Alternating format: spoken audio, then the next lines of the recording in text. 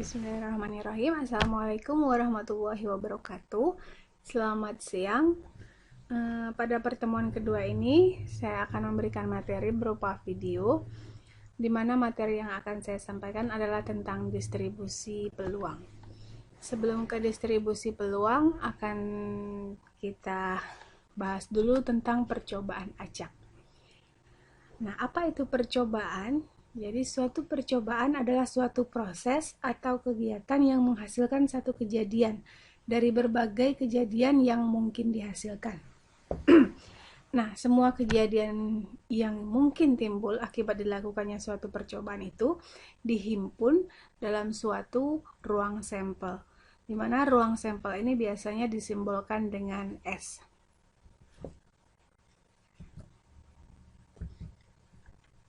Sebagai contoh ruang sampel ini adalah 3 percobaan yang biasa kita temui dalam distribusi peluang. Ada pelemparan sebuah mata uang logam, ada pelemparan sebuah dadu, ataupun terambilnya satu set kartu bridge. Nah, pada percobaan pelemparan sebuah mata uang logam, ruang sampelnya itu adalah munculnya angka dan gambar. Sedangkan pada percobaan pelemparan sebuah dadu, itu ruang sampelnya adalah munculnya mata dadu 1, mata dadu 2, sampai mata dadu 6. Yang ketiga, percobaan terambilnya satu set kartu bridge, maka ruang sampelnya berarti ada 4 gambar dalam set kartu bridge dikali dengan 13, yaitu 52 kartu. Nah, bagian dari ruang sampel itu biasa kita kenal dengan kejadian. Nah, kejadian adalah himpunan bagian dari S, termasuk himpunan kosong dan S itu sendiri. Jadi kalau Bapak Ibu yang sudah belajar aljabar pasti tahu bahwa himpunan kosong dan S itu sendiri itu merupakan himpunan bagian tak sejati atau subset tak sejati. Nah, sebagai ilustrasi dari kejadian adalah misalkan ada percobaan melantunkan suatu uang logam sekali. Jadi hasil yang mungkin adalah muka atau belakang ruang sampelnya. Sedangkan kejadian, misalkan A itu kejadiannya mendapatkan M dalam suatu lantunan. Jadi M itu adalah subset dari M dan B. Itu kejadian. Nah, permasalahannya di sini adalah menentukan peluang untuk mendapatkan A. Jadi peluang kejadian yang akan dicari. Jadi untuk mencari peluang kejadian di sini, kita akan menggunakan peluang kejadian yang empiris, yang dinyatakan dengan PA, peluang A, yang mana peluang A ini didefinisikan dengan banyaknya hasil pada kejadian A dibandingkan dengan banyaknya ruang sampel. Adapun nilai dari peluang A ini antara 0 dan 1. 0 itu menyatakan suatu peluang yang mustahil terjadi, sedangkan 1 itu adalah peluang yang pasti terjadi. Untuk contohnya Bapak Ibu pasti sudah paham ya, untuk yang peluang yang pasti terjadi itu misalnya kematian. Jadi peluangnya itu pasti 1. Sedangkan yang 0, silakan Bapak Ibu cari sendiri. Nah, aturan dasar peluang. Jadi yang pertama, peluang itu bernilai 0, antara 0 sampai 1. Terus yang kedua ini adalah sifat dari komplement. Nah, di sini peluang menggunakan himpunan. Jadi, kalau waktu pertemuan 1 kita membahas tentang data. Data, terus penyajian data, statistika deskriptif. Nah, kalau di peluang di sini kita udah masuk kepada himpunan. Jadi himpunan data-data. Namun, himpunan di sini masih himpunan ruang sampel yang secara nyata. Misalnya tadi kalau percobaan melantunkan uang logam, berarti ruang sampelnya muncul angka, muncul gambar A dan M dan B. Kalau melantunkan dadu, muncul gambar bermata 1, dadu bermata 2, sampai gambar dadu bermata 6. Jadi berupa himpunan. Bukan angka ya Bapak Ibu ya. Jadi di sini operasinya masih operasi himpunan. Jadi hanya ada komplement, gabungan, dan irisan. Atau nanti ada selisih biasanya. Nah, yang kedua itu adalah tadi komplement. Jadi peluang dari A komplement itu sama dengan 1 dikurang peluang A. Terus yang ketiga ini gabungan peluang A gabung B itu akan sama dengan peluang A tambah peluang B dengan syarat A dan B itu harus saling asing. Jadi tidak ada irisan. Yang keempat itu jika A dan B-nya tidak saling asing, maka peluang A gabung B adalah peluang A ditambah peluang B dikurang peluang A iris B. Jika A dan B kejadian bebas, maka peluang A iris B adalah peluang A dikali peluang B. Ini aturan dasar dari peluang. Nah, selanjutnya, kalau tadi himpunan di peluang itu menggunakan himpunan, operasinya hanya ada komplement, ada gabungan, ada irisan, ada selisih. Tapi himpunan tidak bisa kita operasikan menggunakan operasi aritmetik seperti penjumlahan, perkalian, pembagian, pengurangan, dan pangkat. Jadi untuk mengatasi hal tersebut, maka muncullah variabel acak atau random variable. Jadi variabel acak itu sebenarnya adalah fungsi yang memetakan setiap kejadian dalam suatu ruang sampel dari suatu percobaan acak ke dalam nilai-nilai numerik. Nah, di sini contohnya. Misalkan S adalah MM, MB, jadi muncul muka-muka. Jadi ini adalah percobaan pelantunan uang logam 2 kali.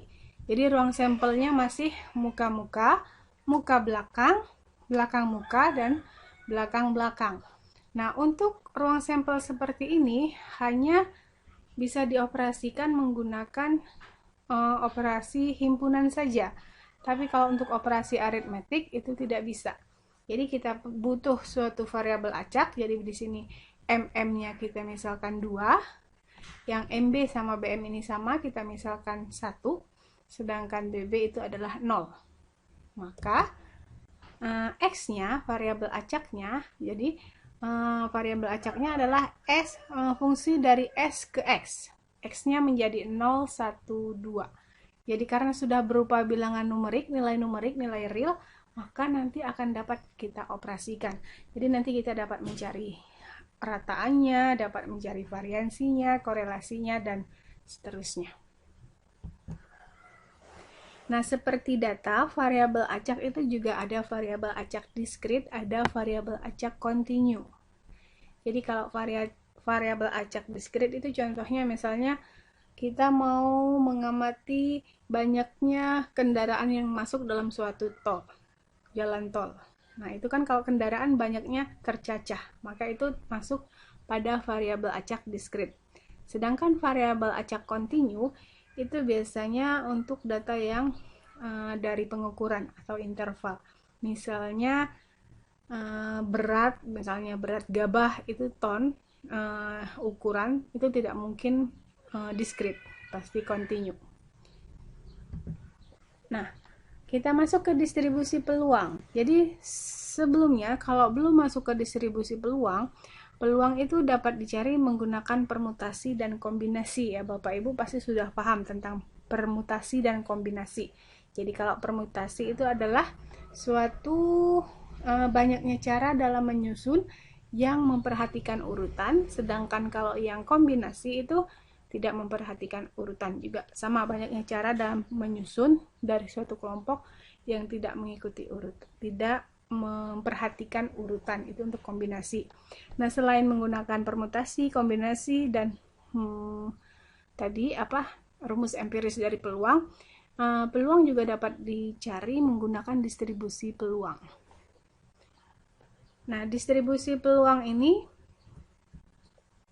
misalkan X ini tadi adalah yang tadi, misalnya pada percobaan melantunkan uang logam 2 kali, itu kejadiannya adalah MM, MB, BM, BB. Jadi X-nya itu adalah variabel acaknya menjadi 2110, dan peluangnya di sini berarti kalau percobaan acak itu harus sama, maka 0,25, 0,25, 0,25 masing-masing seperempat.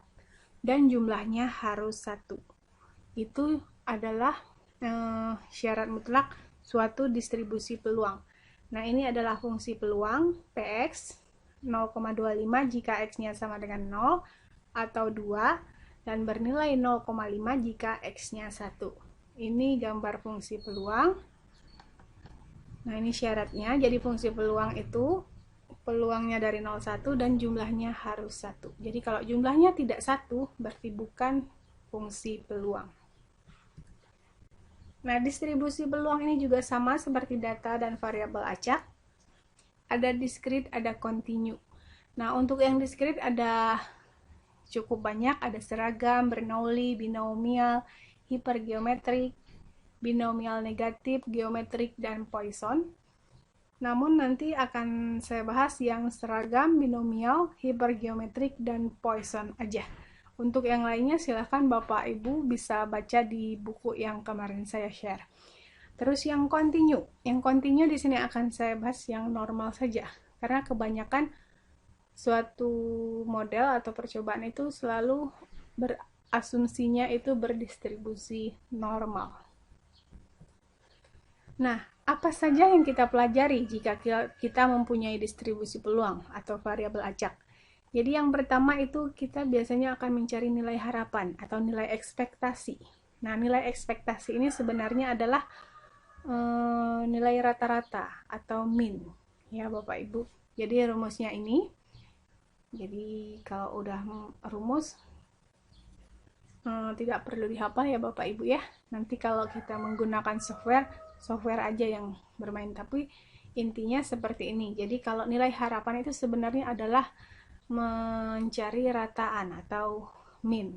Sedangkan variansi itu adalah ini. Jadi jumlahan yang biasanya disimbolkan dengan sigma kuadrat itu adalah jumlahan dari XI dikurangi rataan dikuadratkan dikalikan dengan fungsi peluang. Nah, aturan tentang nilai ekspektasi, nilai harapan. Ini juga kita mereview. Jadi ekspektasi dari suatu bilangan konstanta, suatu bilangan atau suatu konstanta itu sama dengan konstanta. Terus kalau ekspektasi dari konstanta dikalikan suatu variabel acak, berarti C-nya keluar. Kalau dijumlahkan, dikurangkan, berarti masing-masing dijumlahkan dan dikurangkan. Kalau dikalikan itu EXY sama dengan EX kali XY, tapi dengan syarat variabel acaknya harus independen atau saling bebas. Jadi X sama Y-nya tidak ada kebergantungan. Nah, itu untuk yang ekspektasi. Selanjutnya kalau yang varian itu aturannya berbeda dengan ekspektasi. Kalau di variansi, untuk yang variansi konstanta itu bernilai 0. Kalau dikalikan dengan konstanta, itu konstantanya dikuadratkan, keluar. Tapi kalau dijumlahkan ini akan sama dengan variansi X ditambah variansi Y. Tapi syaratnya juga harus ada variabel acak yang saling bebas. Kalau tidak bebas, nanti ada korelasi. Di sini ada kovariansi. Nah, contohnya di sini misalkan seperti ini.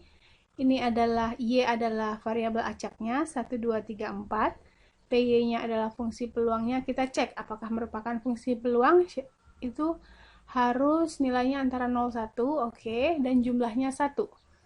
Kita lihat 0,4 ditambah 0,3 ditambah 0,2 ditambah 0,1 hasilnya 1. Berarti merupakan fungsi peluang. Nah, yang ditanyakan, tentukan nilai harapan dan variansi bagi Y. Yang kedua, tentukan nilai harapan dan variansi bagi X sama dengan 3Y min 2. Ingat, di sini yang diketahui hanya Y. Jadi penyelesaiannya kita bisa menggunakan bantuan tabel. Jadi ini adalah rataannya atau ekspektasinya, yang ini adalah variansinya. Jadi yang B kalau ditanyakan X sama dengan 3Y min 2, ya tinggal kita gunakan aturan ekspektasi dan aturan dari variansi yang tadi saya sampaikan. Nah, ini perhitungan saya skip aja, pasti Bapak Ibu sudah lihai semuanya. Oke, kita masuk kepada jenis-jenis distribusi. Yang pertama adalah distribusi seragam atau uniform, yang discrete ini ya Bapak Ibu.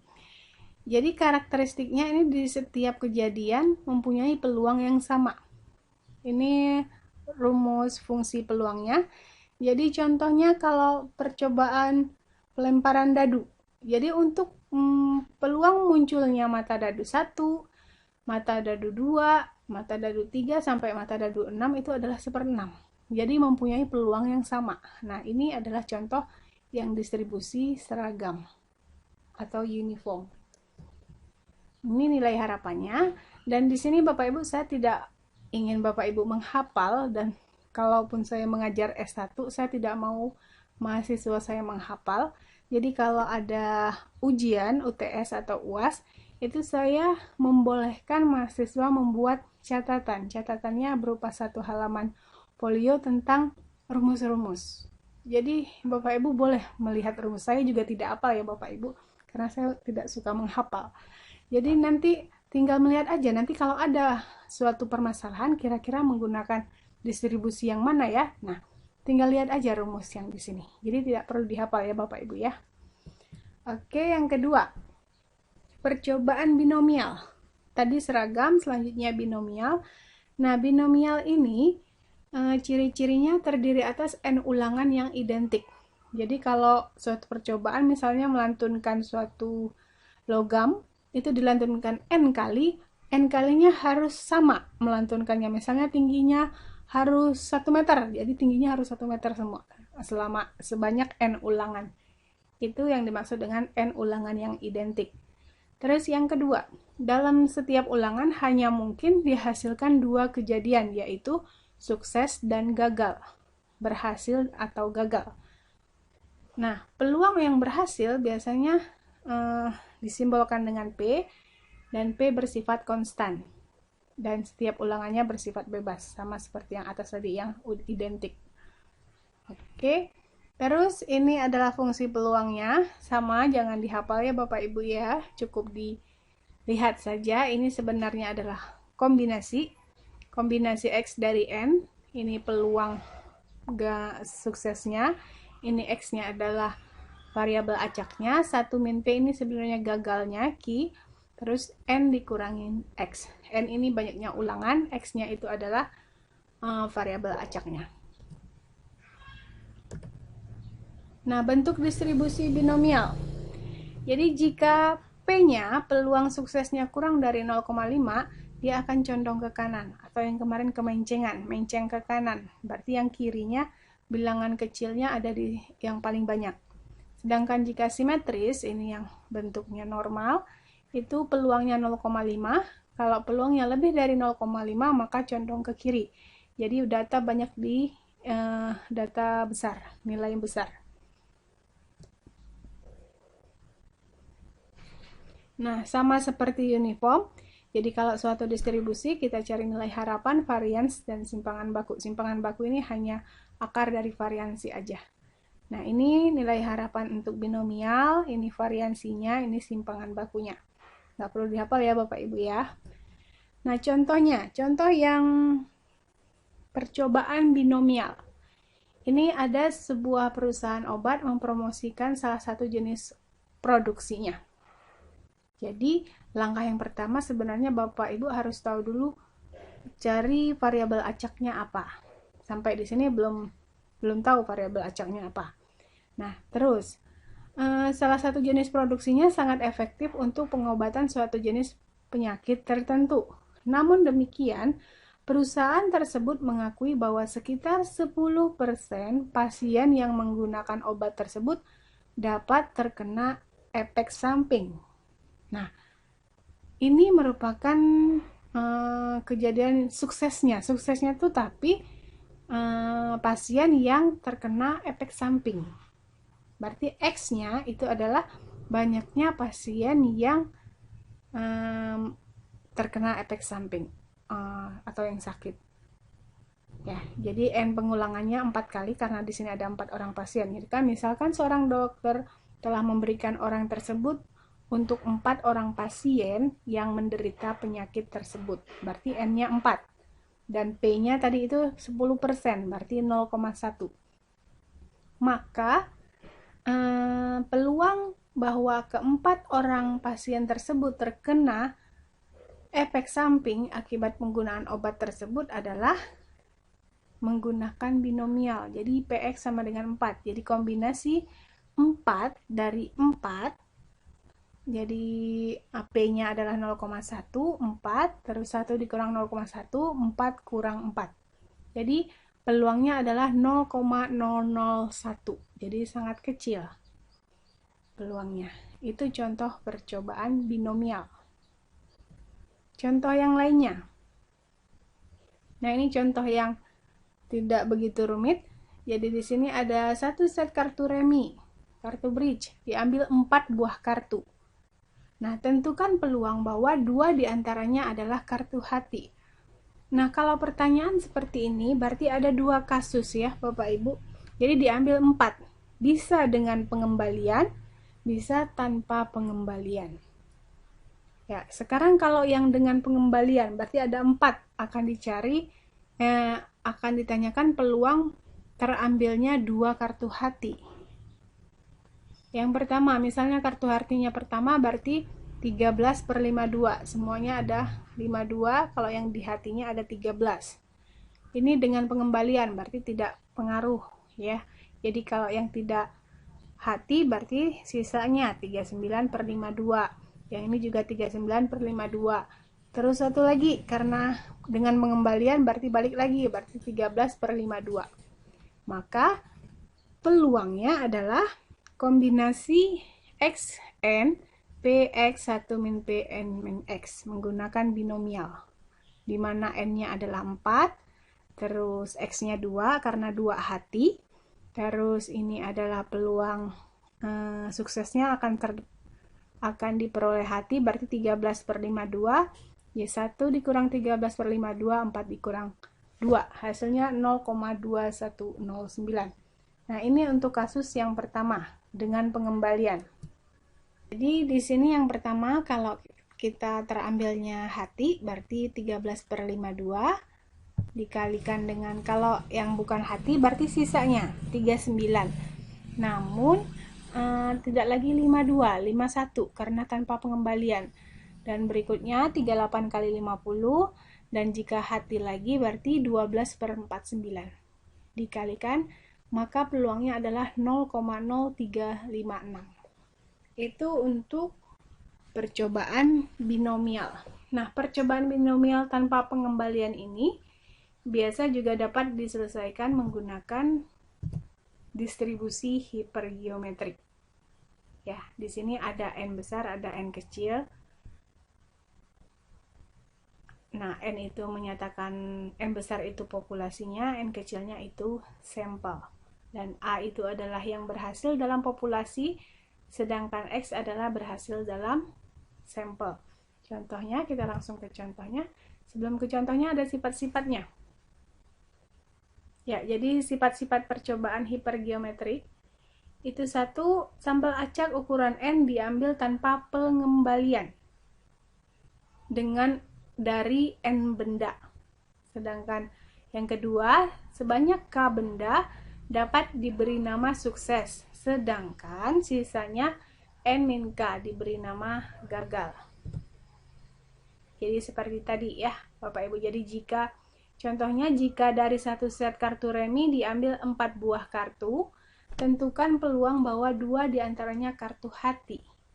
Jadi populasinya berarti semuanya ada 52, terus yang akan diambil 4, N-nya 4, terus sampel kejadiannya 13, tapi yang mau kita lihat peluang 2 diantaranya kartu hati, berarti X-nya 2. Maka kombinasi 2 dari 13, kombinasi 2 dari 39, dibagi kombinasi 4 dari 52. Jadi 0,1067. Itu hipergeometrik. Jadi sebenarnya merupakan binomial yang tanpa pengembalian. Ini sifat dari ekspektasi, variansi, dan simpangan bakunya. Tidak perlu dihafal ya Bapak Ibu ya. Terus selanjutnya ada yang terakhir untuk yang distribusi diskrit, itu adalah percobaan Poisson. Jadi Poisson di sini masih diskrit dalam interval yang kontinu. Jadi biasanya percobaan yang termasuk pada distribusi Poisson itu adalah seperti gempa bumi ya Bapak Ibu. Jadi gempa bumi itu cepat, gempanya cepat dalam waktu tertentu, dalam waktu interval yang cepat tuh ada suatu kejadian yang sukses. Suksesnya di sini dalam hal gempa. Jadi intervalnya dibagi menjadi subinterval. Peluang berhasil dalam suatu subinterval nilainya kecil. Nah, maksudnya di situ misalnya interval waktu maksudnya. Jadi misalnya kalau gempa itu kan cepat, namun ada satu misalnya gempanya yang sering gempa itu biasa daerah timur itu daerah Maluku ya.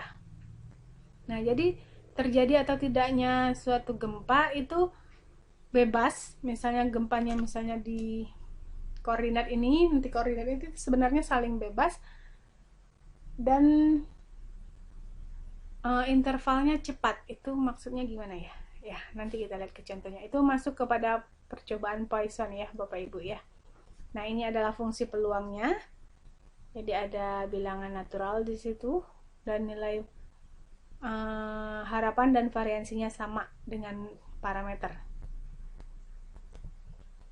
Selanjutnya ke distribusi normal. Nah, distribusi normal ini adalah contoh dari distribusi yang kontinu.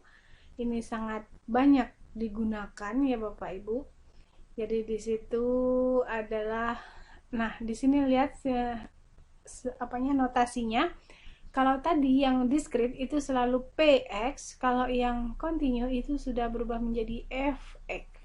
Jadi kalau Bapak Ibu mendapatkan fungsi peluang yang simbolnya sudah fx, itu berarti distribusinya itu kontinu. Nah, ini fungsi peluangnya, namun fungsi peluang distribusi normal yang seperti ini jarang digunakan. Biasanya digunakan adalah yang baku. Nah, ini adalah bentuk distribusi normal. Ingat, ini menyatakan yang kelancipan, yang kurtosis kemarin. Ya, jadi kalau distribusi normal itu skewness-nya itu 0, simetris, tapi kurtosisnya bisa lancip, bisa landai. Nah, terus tadi saya sudah memberitahu bahwa distribusi normal itu biasanya yang digunakan adalah distribusi normal baku atau standar normal distribution. Ya. Nah, di sini kalau normal baku itu Z-nya, X-nya ini masih yang normal biasa, berarti X dikurangi rataan dibagi dengan sigma. Ini normal baku. Kenapa diubah ke normal baku? Karena kalau kita biasanya kalau di buku statistik di akhir-akhirnya itu ada tabel distribusi. Nah, tabel distribusi untuk normal itu adalah tabel distribusi normal baku. Ya Bapak Ibu, mungkin sudah semuanya udah bisa membaca tabel ya Bapak Ibu ya. Nah, ini tabel normal baku. Jadi misalkan nanti dapat ditanyakan Z, ini adalah nilai Z, maka yang di dalam ini adalah nilai dari peluangnya. Bagaimana cara bacanya? Kita lihat contohnya. Nah, misalkan X adalah sebuah variabel acak normal dengan rataannya 60. Ini adalah sigmanya, berarti ini adalah simpangan baku, nggak ada kuadratnya, berarti 10. Tentukan nilai-nilai peluang P X lebih dari 65. Nah, X-nya 65. Kita gunakan transformasi normal baku, maka 65 dikurang mu dibagi dengan sigma. Hasilnya 0,5. Nah, menggunakan tabel, jadi peluang X lebih dari 65 itu sama juga dengan peluang Z lebih dari 0,5. Kita lihat Z 0,5. Balik lagi ke tabel, Z 0,5. Berarti yang ini 0,3085. Tapi kalau nanti misalnya Z-nya 0,51, berarti yang ini. Maka hasilnya adalah yang 0,3050. Kalau 0,51, tapi karena tadi hanya 0,5 saja, maka hasilnya adalah 0,3085. Ini cara membaca tabel. Begitu juga untuk soal yang berikutnya. Jadi kalau yang kurang dari itu harus dikurangkan ya Bapak Ibu ya. Jadi misalnya peluang Z kurang dari Z itu adalah 1 dikurang peluang Z lebih dari Z. Jadi untuk yang membaca tabel itu harus yang lebih dari, bukan kurang dari. Jadi kalau kurang dari 65 maka Z kurang dari 0,5 maka 1 dikurang peluang Z lebih dari 0,5. Berarti 1 dikurang 0,3085, hasilnya 0,6915. Ingat, jadi kalau baca tabel harus yang lebih dari. Kalau kurang dari, dikurangi 1 kurang peluang Z lebih dari Z kecil. Nah, ini untuk contoh yang berikutnya, nanti Bapak Ibu bisa pelajari.